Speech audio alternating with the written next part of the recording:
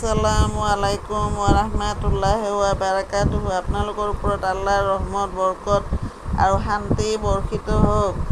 আউযু বিল্লাহি মিনাশ শাইতানিৰ ৰাজিম। বিসমিল্লাহিৰ ৰাহমানিৰ ৰাহিম। খেদা খোৱা শয়তানৰ প্ৰচলনিৰ পৰা আল্লাহ তুমি আমাক ৰক্ষা কৰা। পৰম কৰুণাময় পৰম দয়ালু আল্লাহ তাআলাৰ নামত আৰম্ভ কৰোঁ। আজি সূৰা আল মুজাদিলা অৰ্থ অনুযোগকাৰিণী দ্য প্লিডিং ওমেন।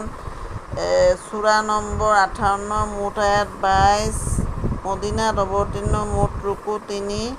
এই সূৰাটো পঢ়ি শুনাব খুজিছোঁ। আশা কৰোঁ আপোনালোকে শুনি অশেষ সওৱাব অৰ্জন কৰিব পাৰিব। 1 নম্বৰ, আল্লাহে সেই মহিলাগৰাকীৰ কথা শুনিছে যিগৰাকীয়ে নিজ স্বামীৰ বিষয় লৈ তোমাৰ লগত বাদানুবাদ কৰিছে আৰু আল্লাহৰ ওচৰত অভিযোগ কৰিছে। আল্লাহে তোমালোক দুয়োৰে কথা বতৰা শুনিছে। নিশ্চয় আল্লাহ সৰ্বশ্ৰোতা সৰ্বদ্ৰষ্টা।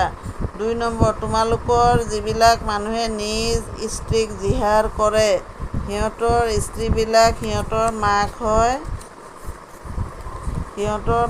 হয় নাযায়। সিহঁতৰ মাক কেৱল সেইবিলাক তিৰোতাহে যিবিলাকে সিহঁতক জন্ম দিয়ে।